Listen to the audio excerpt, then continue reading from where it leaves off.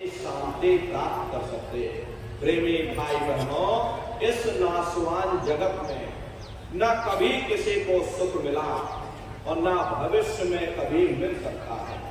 ये जो कुछ थोड़े बहुत सुख हम लोगों को नजर आते हैं, ये तो क्षणिक है। क्षणिक चीजों का सुख और आराम केवल क्षणिक ही हो सकता है। जितना इसके आने में हम लोगों को खुशी महसूस होती है, उतना इसके जाने में भी हमें दुख भी महसूस होता है। आप सभी लोग बुद्धिमान हो, अपनी अपनी बुद्धि से आप सभी लोग विचार करिएगा। जब किसी की शादी होती है तो मन में बड़ी भारी खुशी होती है, ये मन फूला नहीं समाता है। लेकिन यदि शादी के बाद उसी साथी के साथ कोई अनबन हो जाए, मन मुटाव या झगड़ा हो जावे, तो मन में भय पैदा हो जाता है कि कहीं साथी हमारा बदकार न निकल जाए, हमें छोड़ करके चला न जाए, शराबी कबाबी और जुआरी न बन जाए। दुनिया भर की चिंताएं समा जाती हैं। चिंता चिता समान, चिंता से बढ़ करके दुनिया में कोई दूसरा रोग नहीं। सो इस चिंता के कारण फिर हम लोग दुखी हो जाते हैं। फिर हम दुनिया के जीव बाल बच्चों में सुख खोजते हैं। जब बाल बच्चे पैदा होते हैं, मन में बड़ी भारी खुशी होती है। ये मन हमारा फूला नहीं समाता। अड़ोस पड़ोस वालों को बुला करके लड्डू पेड़ा पकवान बना बना करके खिलाते हैं। लेकिन वही औलाद अगर बड़े होकर के नालायक निकल जाए, माँ बाप का कहना न माने, उनका आदर सत्कार न करे, तो वही औलाद हमारे लिए दुख का कारण बन जाती है। फिर हम दुनिया के जीव हुकूमत के नशे में सुख ढूंढते हैं।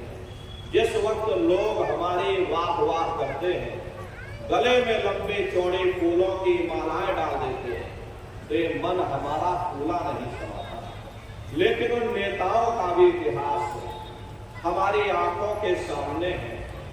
जिस वक्त लोग उन्हें गोलियों का शिकार बना देते हैं, पकड़ करके उन्हें जेल खाने में डाल देते हैं या अखबारों में उनकी मट्टियां पलीत कर देते हैं, तो वही हुकूमत हमारे लिए दुख का कारण बन जाती है। फिर हम दुनिया के जीव इंद्रियों के भोग और वासनाओं में सुख ढूंढते हैं। लेकिन प्रेमी भाई बहनों, जिस वक्त बीमारियों का हिसाब हमें अपने शरीर पर देना पड़ता है, तब हमें होश आता है ये सुख का कारण है या ये दुख का कारण है। इसीलिए महात्मा कहते हैं कि भाई आप इस नासवान जगत में कभी सुख हासिल नहीं कर सकते, कभी शांति प्राप्त नहीं कर सकते। गुरु नानक साहब ने लिखा, नानक दुखिया सब संसार, दुनिया का हर एक जीव अपनी अपनी जगह दुख और मुसीबतों से भरा हुआ। यही सहजो भाई ने लिखा है कि धनवंते सब ही दुखी, निर्धन है धन रूप, और साध सुखी सहजो कहे पायो भेद अनूप। जिसके पास धन दौलत है, जो राजा महाराजा, जो सेठ साहूकार, वे सब के सब दुखी हैं। उनको किस चीज का दुख है? अरे बड़े बड़े जो देश लोग, जिनको व्यापे चिंता रोग, ये जो चिंता रोग है उन्हें अंदर से खाए जा रही। सो इस चिंता के कारण बेचारे दुखी बने रहते हैं। उन्हें नींद तक नहीं आती है। नींद की गोलियां खा खा करके सोना पड़ता है। और जिनको रोटी कपड़े मकान की फिक्र लगी, उन बेचारे गरीबों को दुखी होना है। इसीलिए महात्मा कहते हैं कि भाई आप इस नासवान जगत में नासवान क्षणिक पदार्थों से कभी सुख हासिल नहीं कर सकते, कभी शांति प्राप्त नहीं कर सकते। एक बार हमारे गुरु महाराज कलकत्ता में एक बहुत विशाल पार्क बना हुआ, विक्टोरिया पार्क के नाम से। गुरु महाराज उसी बगिया में बैठे हुए थे। बगल से दो सेठ आ गए और दोनों सेठ गुरु महाराज के बगल में आकर बैठ गए। सामने देखा तो एक माली घास काट रहा था। घास काटते काटते और माली को नींद आ गई और वह घास के ऊपर सो गया। दोनों सेठ आपस में बातचीत करने लगे कि देखो उस माली को, हमसे ज्यादा सुखी तो वह माली है, कम से कम उसे नींद तो आ रही, हम लोगों को नींद नहीं आती, नींद की गोलियां खा खा करके सोना पड़ता। गुरु महाराज उन सेठों की बात सुन रहे। गुरु महाराज बोले, अरे भाई सेठ जी, तुमने अपने आप क्यों फैसला कर लिया? जाओ पहले माली से पूछ करके आओ क्या वो सुखी है या नहीं है। गुरु महाराज की बात को मान करके दोनों सेठ माली के पास गए और जगा करके पूछा कि भाई हमारे सवाल का जवाब दे दो, क्या तुम सुखी हो या नहीं? तो माली बोला, अरे बाबूजी, हम कहाँ सुखी हैं? सुखी तो देखो महलों में जो रह रहे, ऊंची ऊंची इमारतों में जो रह रहे, एयर कंडीशन में जो लोग रह रहे, वे लोग सुखी हैं, हम कहाँ सुखी? गुरु महाराज उसकी बातों को सुनकर हंसने लगे। गुरु महाराज बोले कि देखो ये सेठ कह रहा कि माली सुखी है और माली कह रहा सेठ सुखी है, और वास्तविकता यही है, यहाँ कोई सुखी नहीं। ना सुख विद्या के पढ़े और ना सुख वाद विवाद, और साध सुखी सहजो कहे जो लागे शून्य समा। न आलिम फाजिल सुखी है, न गुणे ज्ञानी सुखी है, न बड़े बड़े विद्वान सुखी है। सुखी वही है जिसने दुनिया में से अपने मन को निकाल करके मालिक के चरणों में लगाया।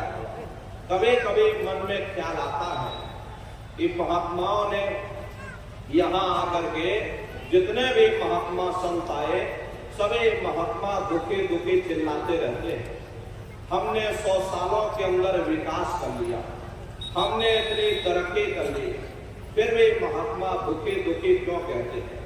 प्रेमी भाई बहनों, आप अपनी बुद्धि से विचार करिएगा।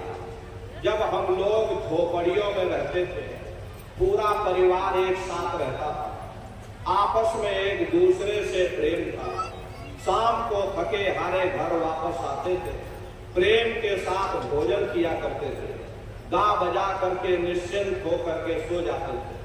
अब जब हमने इतनी तरक्की कर ली, हमने इतना विकास कर लिया, ऊंचे ऊंचे इमारतें बना ली, उनमें बड़े बड़े एयर कंडीशन भी लगवा लिए, 9-9 इंच के गद्दे भी डलवा लिए, फिर भी हम लोगों को नींद नहीं आती, नींद की गोलियां खा खा करके सोना। पहले गांव में कोई मामूली वैद हकीम हुआ करता था, लेकिन इलाज सबका जरूर हो जाता था। अब विज्ञान ने इतनी तरक्की कर ली, 100 सालों के अंदर विज्ञान ने इतना विकास कर लिया, बड़े बड़े अस्पताल बन गए, बड़े बड़े डॉक्टर भी आ गए, नई नई दवाइयां भी आ गई, तो बीमारी भी तो नई नई निकल आई। इसका मुख्य कारण यही है कि लोगों का खान पान दूषित हो गया। प्रेमी भाई बहनों, इंसानों के खून में जब जानवरों का खून मिल जाएगा तो न जानवरों की दवाइयां काम में आएगी, न इंसानों की दवाइयां काम में आएगी। परिणाम क्या होगा? ऐसी महामारियां फैले। डॉक्टर जरूर है, मिलते किसको? और मिल भी जाए तो अस्पतालों में चारपाइयां कहाँ मिलती? बीमार तो बेचारे बरामदों में पड़े रहते। और हम लोग कहते हमने तरक्की कर ली। पहले गांव में कोई मामूली झगड़ा हो जाता था, 4 भले लोग मिल बैठ करके सुलझा देते थे। अब आप मुकदमा करके देख लीजिए, क्या मजाल 20-25 साल से पहले आपको कोई फैसला मिल जाए। कचहरियों में जा करके आप देखिएगा, तीर्थों की तरह जमघट लगा हुआ, मानो कोई बहुत बड़ा तीर्थ स्थान। किसी से आप पूछ करके देखिएगा, किसी को फुर्सत नहीं, जज को फुर्सत नहीं, वकील को फुर्सत नहीं, कारखानेदार को फुर्सत नहीं, उद्योगपतियों को फुर्सत नहीं। सबके चेहरे पर चिंता और तनाव की लकीरें हैं। फिर ऐसी तरक्की से किसी का क्या फायदा हो सकता है। प्रेमी भाई बहनों, ये तरक्की का कसूर नहीं है, ये हमारा अपना कसूर है। हम उन चीजों के कैदी बन गए। ये चीजें हमारे लिए बनी थी, ना कि हम उनके लिए बने थे। हम मशीनों के पुर्जे बन गए, मशीनों के मालिक न बन गए। हमको मालिक बनना चाहिए। सबको रोटी मिलनी चाहिए, सबको कपड़ा मिलना चाहिए, सबको मकान मिलना चाहिए, सबका मन निश्चिंत होना चाहिए। किसी के मन में चिंता और तनाव की लकीरें नहीं होनी चाहिए। घर में माँ बाप का सम्मान होना चाहिए। समाज में प्रेम और सद्भावना की भावना रहनी चाहिए। हम हिंदू, मुसलमान, सिख, ईसाई आपस में प्रेम और सद्भाव के साथ रहने चाहिए। अरे यही तो जीवन में हर इंसान मांगता है। प्रेमी भाई बहनों, अगर जीवन में कीमतें और कदरें ना रही, फिर ऐसी तरक्की से किसी का क्या फायदा हो सकता। इसीलिए महात्माओं ने जब कहा था तब भी ठीक था, अब कहा तो अब भी ठीक है। दुनिया में न तब किसी को सुख मिला, न अब किसी को सुख मिल सकता। इसीलिए महात्मा कहते हैं वह तजो मन यह सुख दुख का धाम।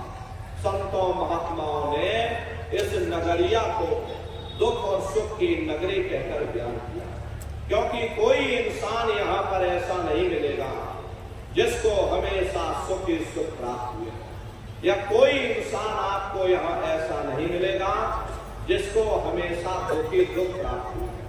10 दिन सुख में गुजर जाते हैं तो थोड़ा बहुत दुख का सामना भी करना पड़ता है, और यदि 10 दिन दुख में गुजर जाते हैं तो थोड़ी बहुत सुख की श्वास भी आ जाती है। ये सुख दुख की समस्याएं, ये सुख दुख के मसले न कभी किसी से हल हुए और ना ही कभी हो सकते, लेकिन महात्मा जिंदगी गुजारने का ऐसा सरल सुगम, ऐसा साधन तरीका समझाते हैं जिस पर चल करके हमारा ख्याल इन सुख दुख की समस्याओं से परे चला जाता है। महात्मा कहते हैं कि लगो तुम अब चढ़कर सतनाम।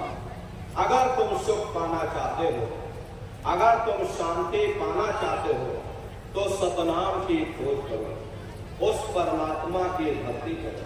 क्योंकि जितना समय तुम्हारा ध्यान मालिक की भक्ति में लगा रहेगा, हम दुनिया में 2-4 दिन जरूर सुख हासिल कर सकते हैं। और अगर हमारा ध्यान मालिक की भक्ति की तरफ से हट जाएगा तो सारी दुनिया हमारे लिए दुख का रूप बन करके खड़ी हो जाएगी।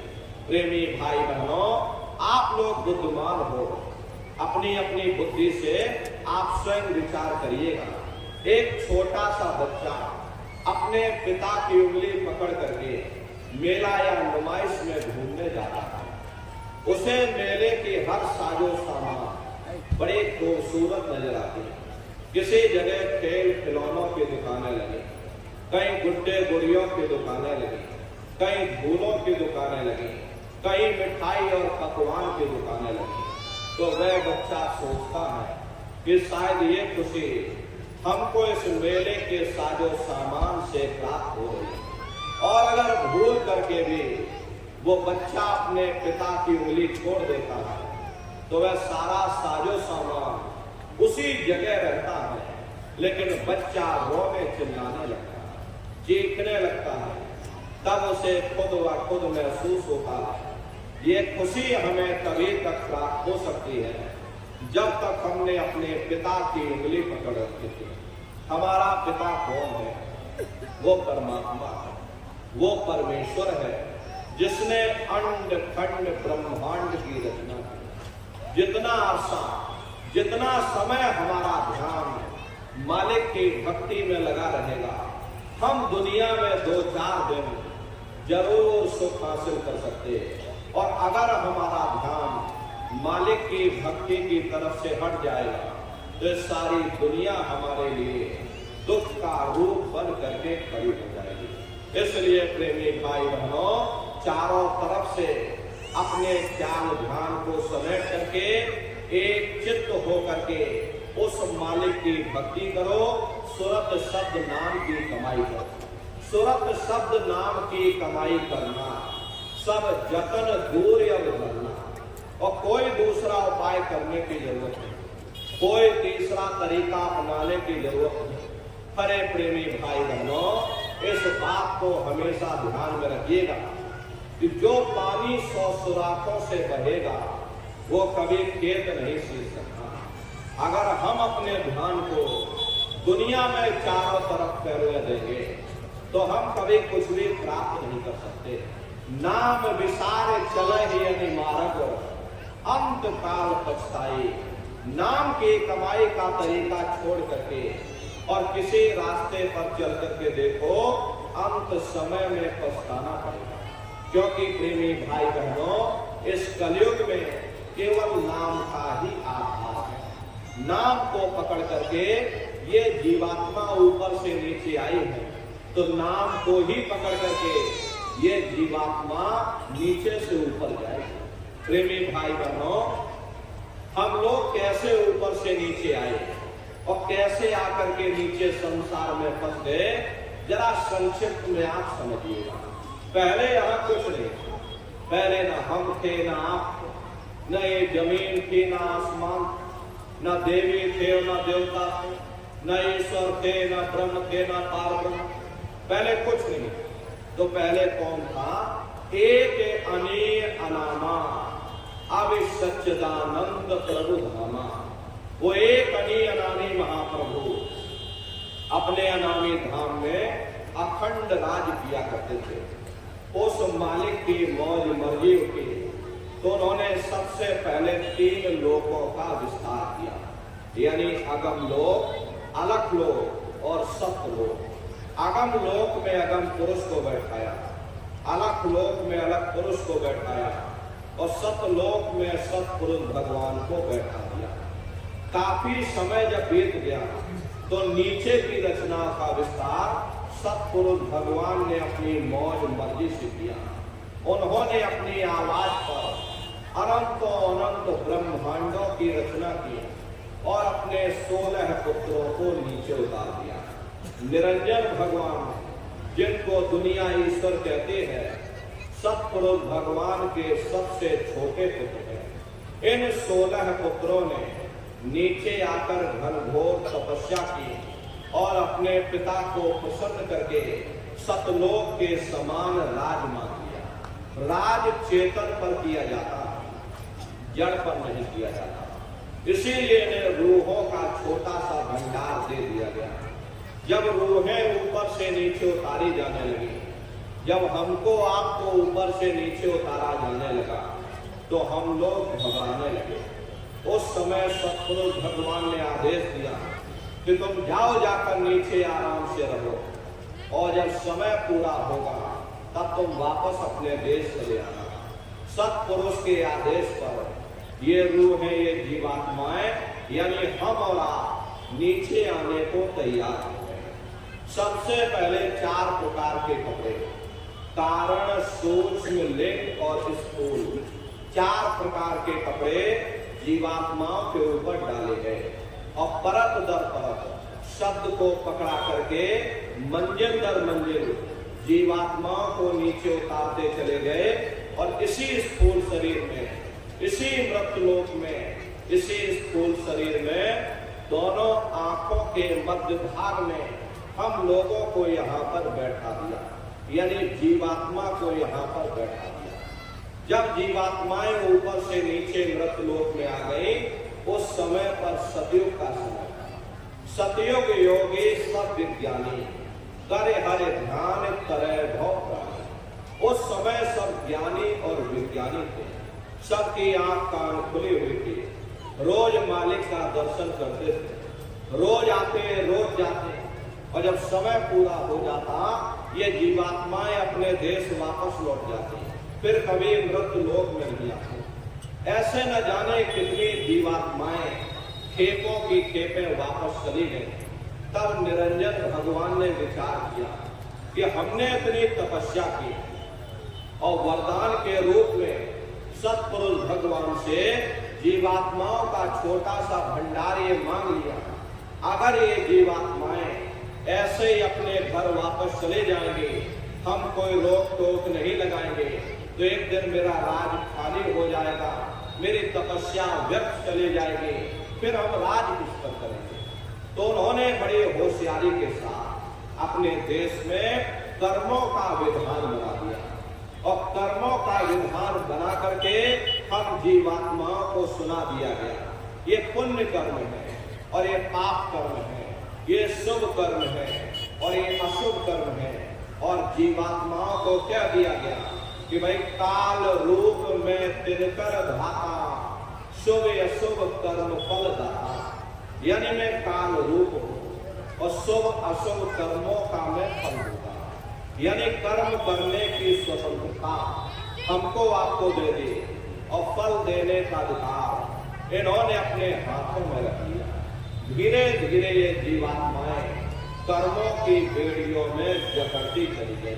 जिस नाम की डोरी को पकड़ करके, जिस शब्द को पकड़ करके हम आप ऊपर से नीचे आए थे, कर्मों के ही कारण वो नाम की डोरी हाथ से छूट गई। तब से लेके आज तक न जाने कितने युग और कल्प बीत गए, हम लोग यहीं पर अटका। अगर वो नाम की डोरी हाथ में लग जाए, शब्द की डोरी हाथ में लग जाए, तो शब्द कर्म की रेख कटावे और शब्द शब्द में जाए मिलावे।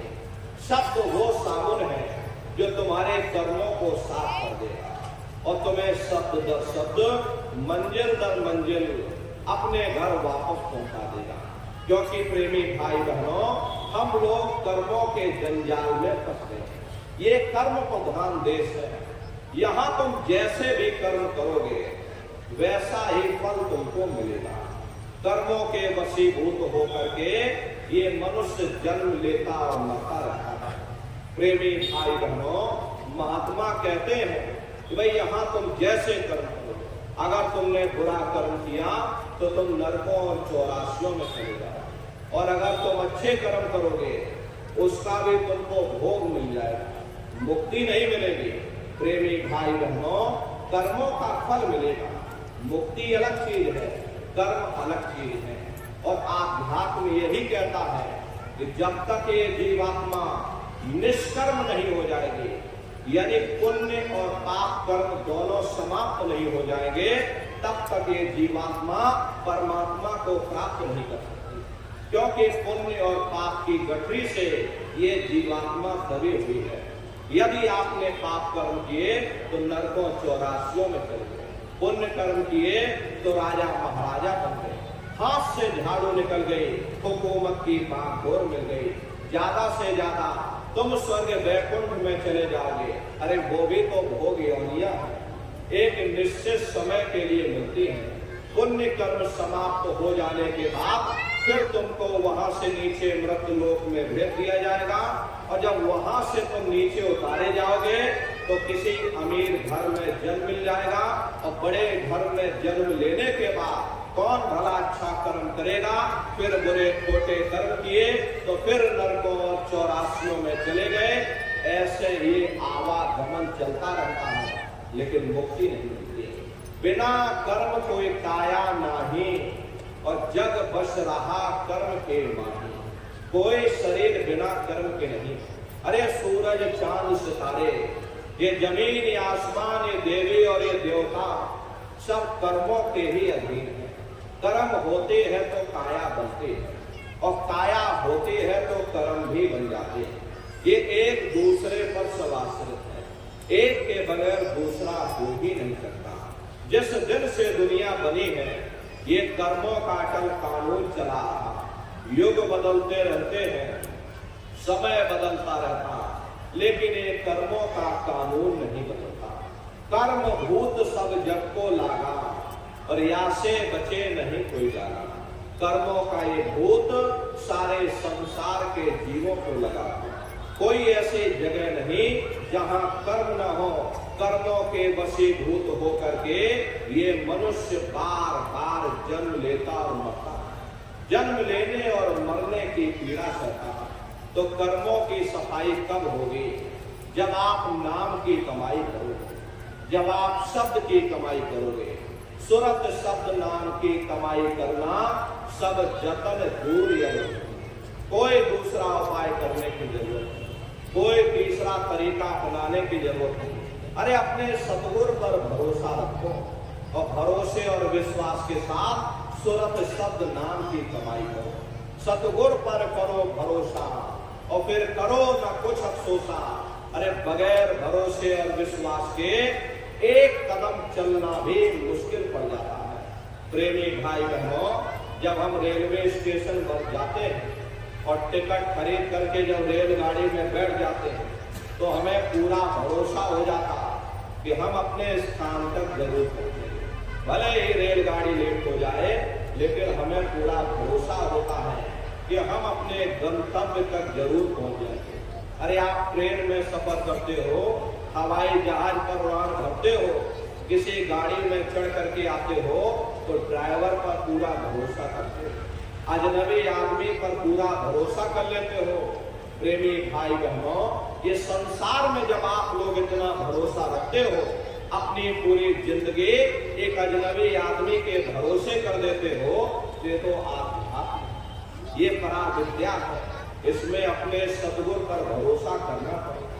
मालिक पर भरोसा करो, भरोसे और विश्वास के साथ में सुरत शब्द नाम की कमाई करो।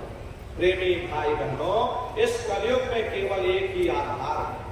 अगर तुम भव सागर से पार जाना चाहते हो, जन्म मरण के बंधनों से तुम आजाद होना चाहते हो, उस सुख और शांति को पाना चाहते हो, तो प्रेमी भाई बहनों, मालिक पर भरोसा करके सुरत शब्द नाम की कमाई यानी सुमरन ध्यान और भजन करिएगा।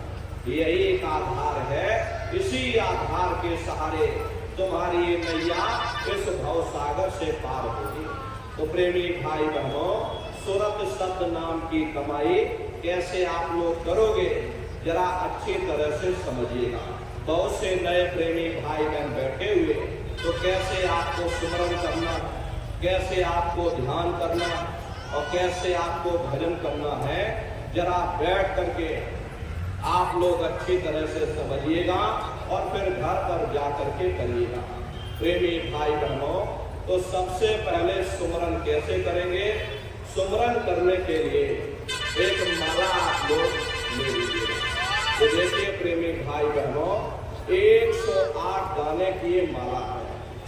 अपने अपने घरों में बैठ करके बाहर से अपनी आंख को बंद कर देना। दोनों आंखों के मध्य भाग में अपने ध्यान को एकाग्र करके और दाने दाने पर जय गुरुदेव नाम का उच्चारण करिएगा। हर दाने पर जय गुरुदेव नाम, हर दाने पर जय गुरुदेव नाम, जय गुरुदेव जय गुरुदेव जय गुरुदेव कुल 108 बार करिएगा। दोबारा इसी जगह फिर वापस आ जाओगे। जब आप जय गुरुदेव नाम का उच्चारण करोगे तो दोनों आंखों के मध्य भाग में अपने ध्यान को रोक करके और दाने दाने पर जय गुरुदेव नाम का उच्चारण करिएगा। जिसको आप याद कर रहे हो, एक समय ऐसा आएगा वो अंतर में तुम्हारे सामने प्रकट हो जाएगा। उसके स्वरूप को देख लेना, फिर उसी के स्वरूप को याद करके जय गुरुदेव नाम का सुमरन सभी नए प्रेमी भाई बहन करिएगा। दूसरी बार फिर यहीं से जय गुरुदेव नाम का सुमरन, तीसरी बार फिर यहीं से जय गुरुदेव नाम का सुमरन। इस तरह से तुम 8 बार जय गुरुदेव नाम का सुमरन सभी नए प्रेमी भाई बहन करिएगा। 8 बार करने के बाद ये माला रख लेना।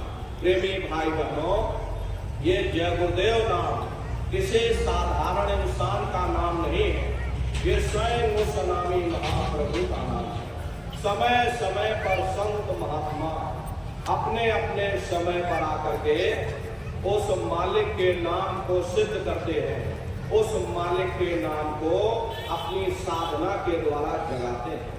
जैसे कबीर साहब आए, उन्होंने साहिब नाम सिद्ध किया। गुरु नानक साहब आए, उन्होंने वाहि गुरु नाम सिद्ध किया।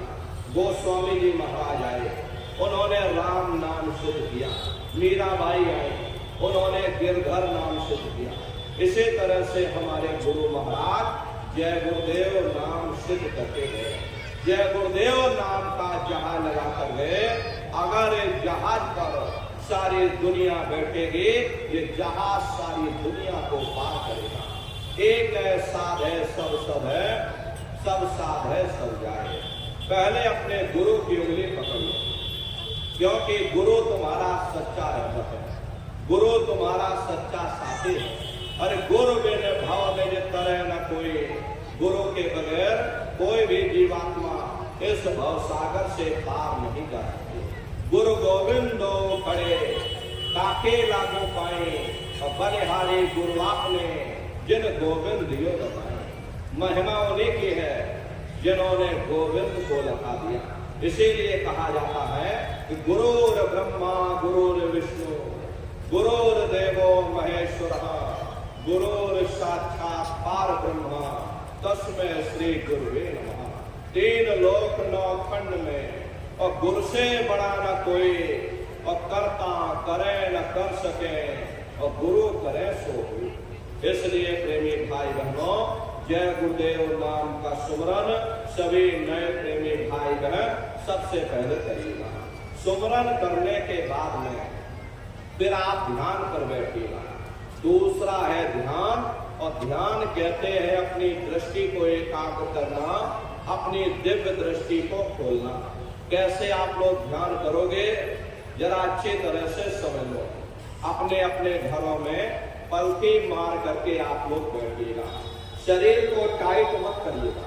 बहुत से प्रेमी क्या करते हैं, ये अपने शरीर को बिल्कुल टाइट कर देते हैं। यदि आप अपने शरीर को टाइट कर दोगे तो शरीर आपका थक जाएगा, और फिर शरीर ढीला पड़ जाएगा, फिर जैसे के तैसे हो जाओगे। इसलिए अपने शरीर को बिल्कुल ढीला छोड़ दीजिएगा। जितना आराम से आप बैठोगे उतना आपके लिए अच्छा रहेगा। तो ढीले बदन से आप लोग बैठिएगा, शरीर को बिल्कुल ढीला कर देना, आंखों को धीरे से बंद कर देना। इन आंखों पर भी कोई जोर मत देना। जैसे सोते समय धीरे से आंख को बंद करते हो, ऐसे ही धीरे से आंख को बंद कर दीजिएगा। दोनों आंखों के मध्य भाग में दूर सामने देखिएगा, सामने आपको अंधेरा दिखाई पड़ेगा। बस उसी अंधेरे में एक जगह पर अपनी दृष्टि को रोकिएगा।